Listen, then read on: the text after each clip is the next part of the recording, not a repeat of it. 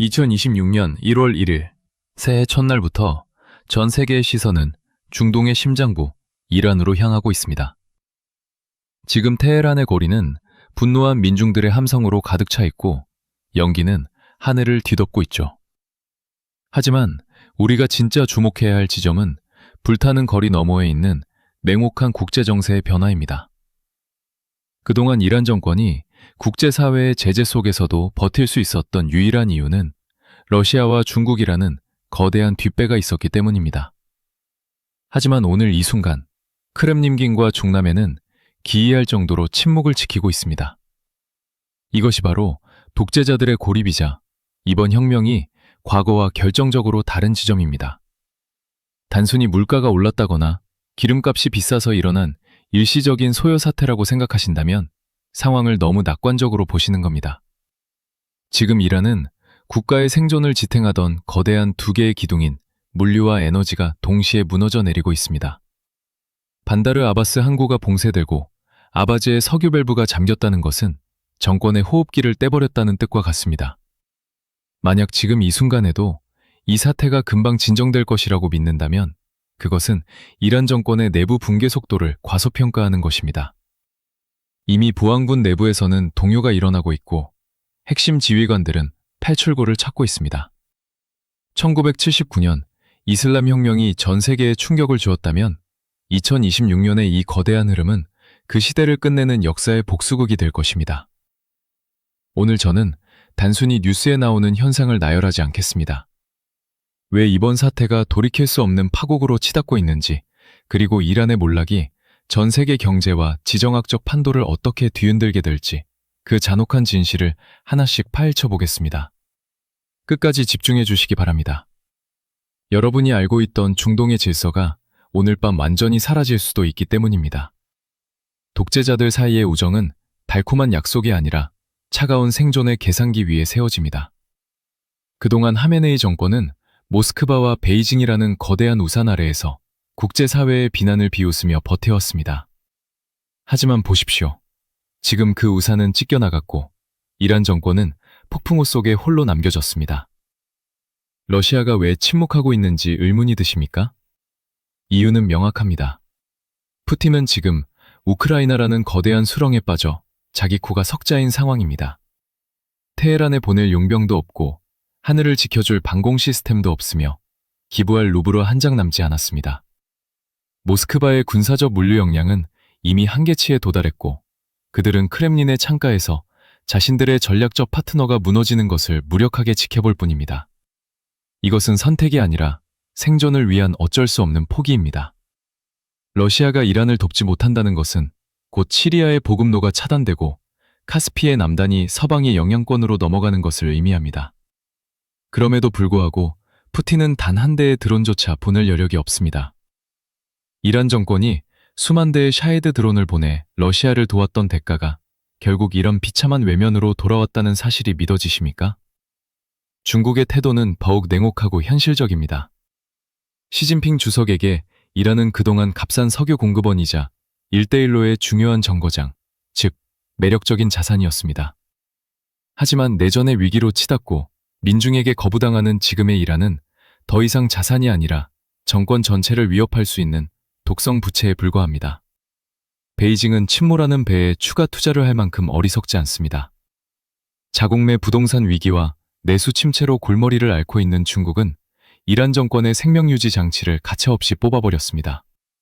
지난 48시간 동안 중국 은행들이 이란에 대한 모든 차관을 동결하고 전략적 물자 공급을 중단했다는 소식은 베이징이 이미 하메네이를 역사의 뒤안길로 보내기로 결정했다는 가장 강력한 증거입니다. 여기서 우리는 독재체제 연대의 가장 추악한 민낯을 보게 됩니다. 그들의 결속은 가치나 신념의 공유가 아니라 오직 공포와 이익에 기반한 계약관계일 뿐입니다. 배에 물이 차오르기 시작하면 선장은 승객이나 쥐들보다 먼저 구명보트의 문을 안에서 잠가버립니다.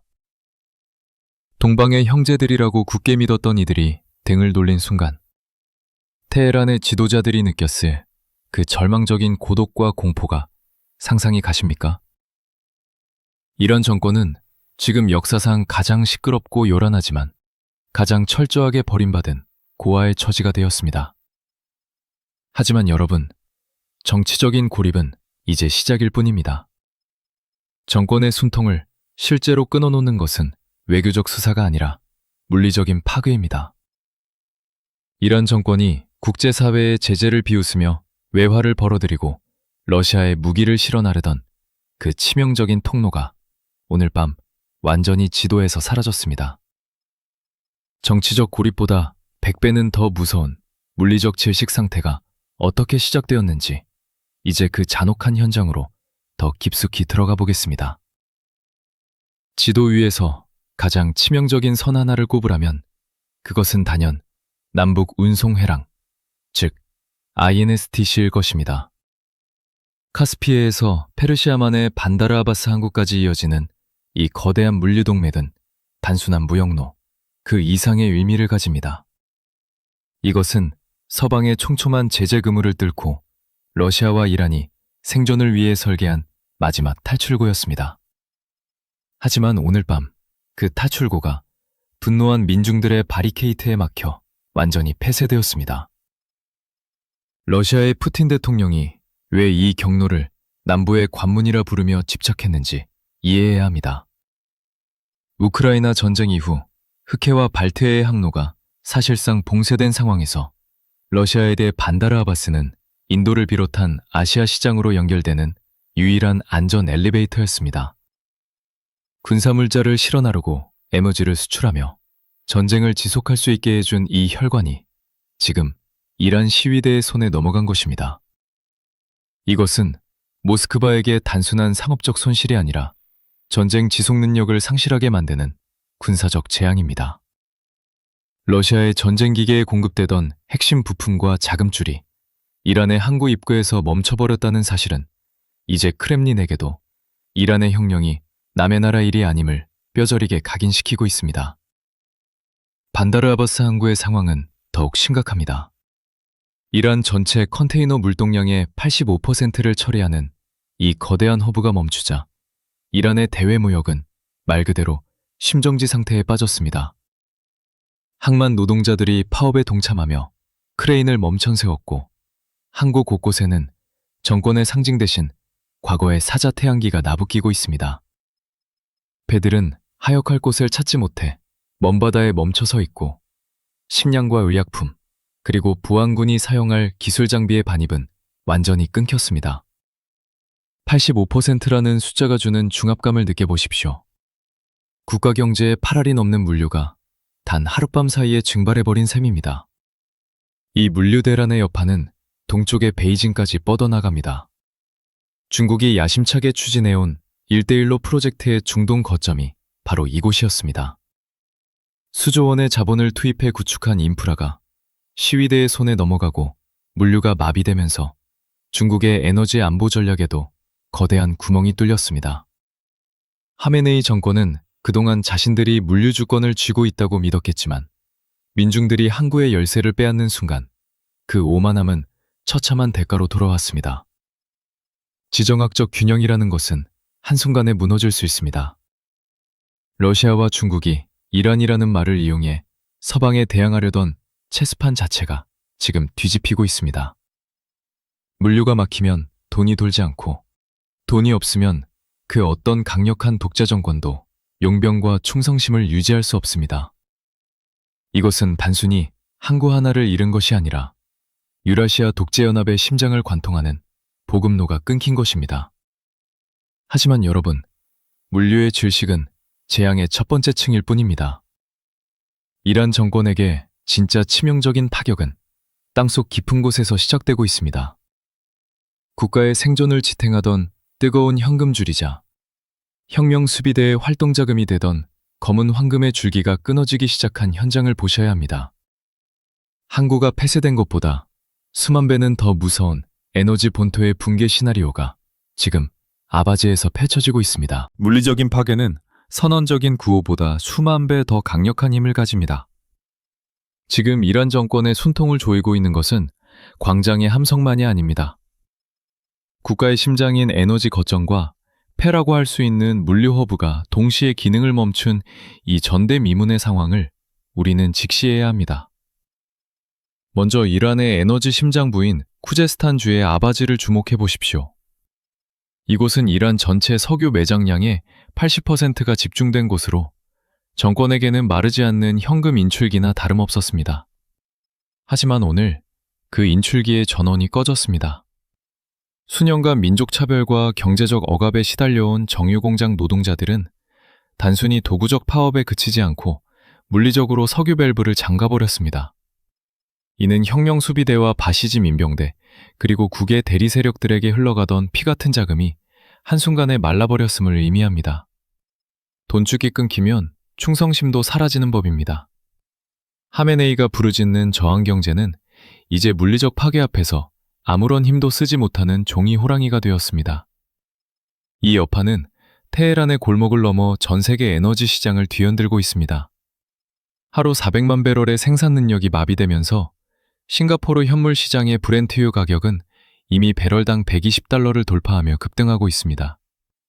1973년 오일 쇼크가 산유국들의 자발적인 공격이었다면 2026년의 이 상황은 독재 정권의 내부 붕괴가 초래한 역방향의 오일 쇼크입니다. 특히 이란산 원유에 의존하던 중국의 산업단지들은 지금 비명을 지르고 있습니다. 베이징이 하메네이 정권에 대한 지지를 철회하고 침묵을 선택한 결정적인 이유도 바로 이 통제불능의 물리적 재앙 때문입니다. 자국 내 공장이 멈추는 리스크를 감수하면서까지 침몰하는 배를 붙잡아줄 동맹은 이 세상에 존재하지 않습니다. 에너지 심장이 멈춘 동시에 이란의 폐인 반다르 아바스 항구 역시 호흡을 멈췄습니다. 앞서 언급했듯이 전체 컨테이너 물동량의 85%를 처리하는 이곳이 민중의 손에 넘어간 것은 정권에게 사형 선고나 다름없습니다. 항방 크레인 꼭대기에 걸린 사자와 태양의 깃발은 단순한 상징이 아닙니다. 그것은 주권이 이미 정권의 손을 떠나 민중에게 넘어갔음을 선포하는 시각적 항공문서입니다. 식량과 생필품의 유입이 끊기면서 정권이 장악한 도시들은 급속도로 식량 위기에 직면하고 있으며 보안군을 유지하기 위한 최소한의 물류망조차 붕괴되었습니다. 심장과 폐가 동시에 멈춘 생명체가 얼마나 더 버틸 수 있겠습니까? 이란 정권은 지금 수학적으로 생존이 불가능한 한계점에 도달해 있습니다. 세수를 확보할 길은 막혔고 달러는 바닥을 드러냈으며 남아있는 석유조차 수출할 길이 없습니다. 이것은 체제 유지를 위한 비용이 체제가 생산하는 가치를 넘어서는 완벽한 파산 상태를 의미합니다. 하메네이가 아무리 강력한 종교적 수사를 동원하더라도 텅 빈 지갑과 멈춰버린 공장 앞에서는 그 어떤 권위도 세워질 수 없습니다. 하지만 여러분, 정권이 가장 두려워하는 것은 경제적 파산 그 자체가 아닙니다. 진짜 공포는 굶주린 군대가 총구를 어디로 돌릴지 알 수 없다는 불확실성에서 옵니다. 돈이 마르고 보급이 끊긴 상황에서 정권의 충견이었던 무력기구들이 어떻게 안으로부터 무너져 내리고 있는지 그 잔혹한 균열의 현장을 보셔야 합니다. 수십억 달러를 쏟아부어 만든 철권 통치가 유리장처럼 박살나는 그 순간이 지금 우리 눈앞에 펼쳐지고 있습니다. 독재 정권을 지탱하는 마지막 보루는 민심이 아니라 총구입니다. 수십 년간 이란을 지배해온 하메네이의 철권 통치는 혁명 수비대라는 거대한 무력 집단에 그 뿌리를 두고 있었죠. 하지만 지금 그 견고해 보이던 유리성이 안에서부터 박살나고 있습니다. 우리는 거리의 시위대보다 더 무서운 현상에 주목해야 합니다. 그것은 바로 정권의 가장 충직한 사냥개들이 주인의 명령을 거부하며 청구를 바닥으로 내리기 시작했다는 사실입니다. 이란 전역 31개 주 111개 도시에서 동시에 터져나온 함성은 보안군에게 감당할 수 없는 심리적 압박을 가하고 있습니다. Typically 정권의 성지이자 하메네이의 고향인 마슈아드에서 들려오는 소식은 충격적입니다. 하룻밤 사이 마슈아드 주둔 혁명수비대 중급장교의 15%가 부대를 이탈했다는 비공식 보고가 확인되었습니다. 이들은 단순히 겁이 나서 도망친 것이 아닙니다. 정권의 침몰을 직감하고 혁명 이후에 닥칠 처벌과 보복으로부터 자신과 가족을 지키기 위해 시민들 사이로 숨어든 것입니다. 제복을 벗어던지고 평복으로 갈아입은 채 시위대 대열에 합류하는 보안군의 모습은 이제 테헤란 거리에서 더 이상 낯선 풍경이 아닙니다. 이러한 내부 균열은 과거 대한민국이 겪었던 1980년 광주나 1987년 6월 항쟁의 흐름과 매우 유사한 궤적을 보입니다. 공권력이 민중을 향해 총을 쏠 때 그 총구 뒤에 선 이들도 결국은 누군가의 아들이자 형제라는 자각이 드는 순간이 옵니다. 특히 지금의 이란처럼 경제적 보급이 끊기고 월급조차 제대로 지급되지 않는 상황에서 목숨을 걸고 정권을 수호할 동기는 사라지기 마련입니다. 돈으로 산 충성은 돈이 마르는 순간 가장 먼저 배신으로 돌아옵니다. 하메네이가 아무리 종교적 순교를 강조해도 당장 굶주리는 가족과 분노한 이웃의 눈빛 앞에서는 그 어떤 교리도 힘을 쓰지 못하는 법입니다. 더욱 치명적인 것은 지휘계통의 마비입니다. 일선 지휘관들은 상부의 강경진압 명령을 고의로 지연시키거나 시위대와 협상을 시도하고 있습니다. 만약 내가 여기서 발포 명령을 내린다면 정권이 무너진 뒤에 내 운명은 어떻게 될 것인가? 라는 냉혹한 생존 본능이 그들의 손을 묶고 있습니다.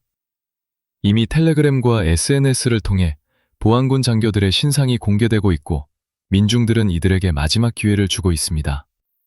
총을 버리고 시민의 편에 서거나 아니면 정권과 함께 역사의 쓰레기통으로 사라지거나 둘 중 하나를 선택해야 하는 막다른 골목에 몰린 것입니다. 방패를 버리고 시위대와 포옹하는 정경들의 모습은 이란 정권에게 그 어떤 폭탄보다 더 치명적인 타격입니다. 공포가 지배하던 시대가 끝나고 용기가 전형되는 단계에 접어들면 그 어떤 독재자도 버틸 재간이 없습니다. 하지만 이 내부적인 붕괴를 완성하는 마지막 퍼즐 조각은 따로 있습니다. 내부에서 흔들리는 보안군의 마음속에 결정적인 쐐기를 박아버린 외부의 거대한 그림자가 들이우고 있기 때문입니다. 그림자의 정체는 바로 워싱턴에서 날아온 네모칸 경고장이었습니다. 하메네이가 가장 두려워하던 시나리오, 즉 미국의 직접적인 개입 가능성이 언급되자 이란 지도부와 장성들은 그야말로 공황 상태에 빠졌습니다. 정권의 목을 죄는 이 보이지 않는 올가미가 어떻게 이란의 군사적 결정을 마비시켰는지 이제 그 숨막히는 외교적 난타전의 현장을 살펴보겠습니다. 워싱턴에서 날아온 경고는 단순한 외교적 수사가 아닙니다. 그것은 이란 지도부의 심장을 직접 겨눈 정밀 타격 고문과도 같았습니다. 도널드 트럼프 대통령은 특유의 거침없는 화법으로 시위대를 단 한 명이라도 살해할 경우 하메네이를 직접 겨냥해 무거운 대가를 치르게 하겠다고 선언하며 테헤란의 지휘계통을 성두리째 흔들어 놓았습니다. 이 선언이 왜 그토록 치명적인지 이해하시겠습니까? 과거의 행정부들이 우려를 피명하거나 인권 담론에 머물렀다면 트럼프는 정권의 정점에 있는 개인의 생존을 직접적인 협상 테이블에 올렸습니다. 이란의 장성들은 바보가 아닙니다. 그들은 2020년 가셈 솔레이마니가 어떻게 제거되었는지 똑똑히 기억하고 있으며 지금 자신들의 머리 위로 보이지 않는 드론의 조준점이 그려지고 있다는 공포에 짓눌려 있습니다. 정권을 위해 충성하다가 자신의 목숨을 잃을 수도 있다는 냉혹한 현실 앞에서 혁명 수비대 지휘관들은 머뭇거리기 시작했습니다. 내가 내린 발포 명령이 곧 나의 사형 집행서가 될 수 있다는 그 끔찍한 불확실성이 그들의 손을 묶어버린 것입니다. 트럼프 대통령의 경고는 이란 내부의 권력 공백을 더욱 심화시키는 촉매제가 되었습니다. 하메네이는 충성을 요구하지만 워싱턴은 죽음을 경고합니다. 이 극명한 대비 속에서 기회주의적인 관료들과 군부 엘리트들은 이미 각자 도생의 길을 모색하고 있습니다. 하메네이가 사라진 뒤에 누가 자신들을 보호해 줄 것인가 라는 질문에 그 어떤 누구도 대답할 수 없는 상황이 된 것이죠. 미국의 군사적 위협이 실질적인 공포로 다가오자 이란의 방공망은 시위대의 드론이 아니라 하늘에서 언제 떨어질지 모를 미국의 정밀 타격 자산을 감시하는 데 혈안이 되어 있습니다. 이것이 바로 트럼프식 압박이 가져온 전략적 마비 상태입니다. 결국 워싱턴의 압박은 시위대에게는 거대한 방패가 되었고 정권에게는 목을 조르는 올가미가 되었습니다. 외부의 지원을 기대할 수 없는 고립된 섬에서 최강대국의 직접적인 타격 위협을 받는 지도부가 얼마나 더 버틸 수 있겠습니까? 심리적으로 이미 패배한 군대는 결코 승리할 수 없습니다. 이제 테헤란의 지배자들은 광장의 민중보다 하늘을 더 무서워하는 처지가 되었습니다. 하지만 여러분, 정권이 외부의 압박과 내부의 배신에 시달리는 동안 민중들은 단순히 파괴에 머물지 않고 새로운 질서를 세우기 시작했습니다. 47년 전 빼앗겼던 자신들의 진짜 정체성을 되찾으려는 이 거대한 흐름은 이제 그 누구도 막을 수 없는 역사의 거대한 파도가 되어 정권의 마지막 뿌리마저 뽑아내고 있습니다. 1979년의 비극을 2026년의 정의로 바로잡으려는 그 뜨거운 복수극의 본질을 이제 확인해 보겠습니다. 산어는 때로 잔혹한 유머를 던지곤 합니다. 47년 전 이란을 중세의 어둠 속으로 몰아넣었던 이슬람 혁명은 이제 2026년형 반혁명이라는 거대한 부메랑이 되어 정권의 심장을 정조준하고 있습니다. 지금 페헤란과 마슈아드 거리에서 나부끼는 사자 태양기는 단순히 옛 왕정에 대한 향수가 아닙니다. 그것은 지난 반세기간 정권이 신의 이름으로 감유해온 신권 통치라는 가혹한 굴레를 완전히 거부하겠다는 민중의 처절한 선전포고입니다. 1979년이 이데올로기의 광기에 사로잡혔던 해였다면 2026년은 그 광기에서 깨어난 민중들이 자신들의 진짜 정체성을 되찾으려는 역사의 복수극이 펼쳐지는 해입니다. 정권은 그동안 저항경제라는 이름 아래 국민의 희생을 강요하며 자신들의 배를 불려왔습니다. 서방의 제재를 이겨내고 강한 이란을 만들겠다는 그들의 선동은 결국 텅 빈 지갑과 멈춰버린 공장, 그리고 억압받는 일상이라는 초라한 성적표만 남겼습니다. 배고픈 민중에게 종교적 순결을 강요하던 시대착오적인 망사는 이제 끝이 났습니다. 지금의 이란인들은 더 이상 천국에서의 보상을 기다리지 않습니다. 그들은 지금 당장 이곳 지상에서 인간다운 삶을 누릴 권리를 요구하며 정권의 상징들을 불태우고 있습니다. 하메메이의 초상화가 찢기고 바시지 민병대의 초소가 잿더미가 되는 모습은 이 정권의 이데올로기적 방패가 완전히 박살났음을 의미합니다. 이러한 흐름은 과거 대한민국이 겪었던 민주화의 과정과 놀라울 정도로 닮아 있습니다. 1980년 광주와 1987년 6월항쟁에서 우리가 목격했듯이 공포로 세운 성벽은 단 한 번의 거대한 용기 앞에서 무너지기 마련입니다. 당시 한국인들이 군사독재의 총칼 앞에서도 굴하지 않고 광장으로 모여들었을 때 권력의 종말은 이미 시작되었습니다. 지금 이란의 상황도 정확히 그 지점에 도달해 있습니다. 공포가 지배하던 시대를 지나 이제는 민중의 용기가 전염되는 단계에 접어든 것이죠. 정권이 가장 두려워하는 것은 시위대의 화염병이 아니라 자신들이 더 이상 두렵지 않다는 민중의 깨달음입니다. 공포라는 통제 기제가 사라진 독재 정권은 껍데기만 남은 고목과 같습니다. 결국 1979년의 실수를 바로잡으려는 이 거대한 움직임은 이란을 넘어 전 세계 독재 체제에 보내는 엄중한 경고장입니다. 신권 통치라는 이름의 감옥은 이제 무너지고 있고 그 잔해 속에서 이란의 새로운 시대가 잉태되고 있습니다. 하지만 정권의 마지막 바람 역시 만만치 않습니다. 쥐새끼처럼 침몰하는 배에서 탈출하려는 지도부와 마지막까지 무력을 휘두르려는 광기 어린 세력들이 뒤엉킨 아수라장이 펼쳐지고 있습니다. 이제 우리는 이 비극적인 드라마의 마지막 막이 어떻게 내릴지, 그리고 그 끝에서 하메네이가 어떤 선택을 하게 될지 지켜봐야 합니다. 침몰하는 배에서 가장 먼저 도망치는 것은 쥐빌입니다. 이란 정권의 핵심 엘리트들이 이미 모스크바행 전용기를 준비하고 있다는 첩보가 들려오는 가운데 정권의 마지막 몰락 시나리오는 우리가 상상하는 것보다 훨씬 더 비참하고 급격하게 진행될 것입니다. 이제 그 마지막 붕괴의 현장으로 가보겠습니다. 침몰하는 배에서 가장 먼저 움직이는 건 가장 영리하고 비겁한 짐승들입니다. 지금 테헤란 이맘 호메이니 국제공항의 VIP 터미널 주변에서 감지되는 움직임은 이 정권의 수명이 단 몇 시간밖에 남지 않았음을 시사하고 있습니다. 이미 고위 관료들과 혁명 수비대 핵심 인사들의 가족들이 러시아 모스크바와 중앙아시아로 향하는 비행기에 몸을 싣고 있다는 첩보가 쏟아지고 있죠. 그동안 민중들에게는 순교와 저항을 강요하던 자들이 정작 자신들의 목숨줄이 위험해지자 가장 먼저 도망갈 구멍을 찾고 있는 이 비겁한 현실을 보십시오. 이것은 단순한 도주가 아니라 이란이 수십 년간 공들여 쌓아온 중동내 테러 네트워크가 완전히 해체되고 있다는 신호탄입니다. 항구가 닫히고 석유 자금이 마르면서 레바논의 헤즈볼라, 예멘의 후티 반군, 그리고 이라크의 민병대들에게 돌아가던 검은 현금 다발은 이제 영원히 끊겼습니다. 돈이 없는 곳에 충성은 존재하지 않습니다. 로켓이 없으면 위협도 사라집니다. 테헤란의 경제적 파산은 곧 중동 전체를 혼란으로 몰아넣었던 대리 세력들의 도미노 붕괴로 이어지고 있습니다. 하메네이의 주머니에는 이제 꿰맬 수 없을 정도의 거대한 구멍이 뚫렸고 그 구멍을 통해 정권의 정당성과 권위가 속수무책으로 빠져나가고 있습니다. 지금 테헤란 거리에 울려 퍼지는 함성은 1979년의 실수를 바로잡으려는 민중의 엄중한 판결입니다.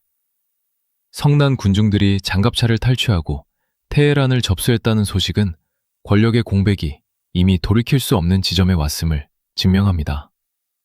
권력은 투표함이 아니라 불타는 바리케이트 뒤에서 민중의 손으로 직접 옮겨지고 있습니다. 하메네이가 모스크바로의 망명을 준비하고 있다는 소문은 끝의 시작이 아니라 이미 끝이 도래했음을 알리는 조종과도 같습니다. 이제 뮬라들의 손에서 억지로 펜을 빼앗아든 이란 민중들이 자신들의 새로운 역사를 쓰기 시작했습니다. 이것은 단순한 정권 교체가 아니라 한 국가의 재탄생이자 오만한 독재가 민중의 분노라는 거대한 파도에 휩쓸려가는 필연적인 결말입니다. 2026년 1월, 우리는 지금 단순히 한 국가의 소요 사태를 보고 있는 것이 아닙니다. 지난 반세기 동안 중동을 짓눌러온 신권 통치의 종말과 유라시아 독재 축의 거대한 붕괴를 실시간으로 목격하고 있습니다.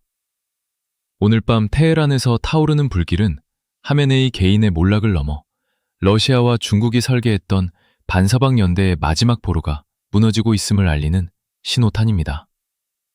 이 거대한 지각 변동의 여파는 조만간 여러분의 일상과 지갑에도 직접적인 타격을 줄 것입니다. 국제 유가의 유례없는 폭등과 글로벌 공급망의 재편은 이제 피할 수 없는 현실이 되었고, 이 변화의 흐름을 읽지 못하는 이들은 다가올 경제적 파고 속에서 길을 잃게 될 것입니다. 지금의 이란 혁명이 중동의 국경선을 넘어 모스크바와 베이징의 심장부까지 어떻게 흔들어 놓을지 우리는 끝까지 냉정하게 지켜봐야 합니다. 오늘 분석이 여러분의 통찰력을 넓히는데 도움이 되셨습니까? 이란의 몰락이 가져올 새로운 세계 질서와 그 속에 숨겨진 잔혹한 진실을 가장 먼저 알고 싶으시다면 PPR 글로벌을 구독하고 알림을 설정해 주시기 바랍니다. 여러분이 남겨주시는 소중한 의견은 다음 분석에 중요한 나침반이 됩니다. 이 역사의 복수극이 어떤 결말을 맺게 될지 여러분의 생각을 댓글로 공유해 주십시오. 본 영상은 신뢰할 수 있는 현지 소식통과 분석 자료를 바탕으로 제작되었습니다. 다만 급변하는 현장 상황에 따라 실제 사실과 차이가 있을 수 있음을 알려드립니다.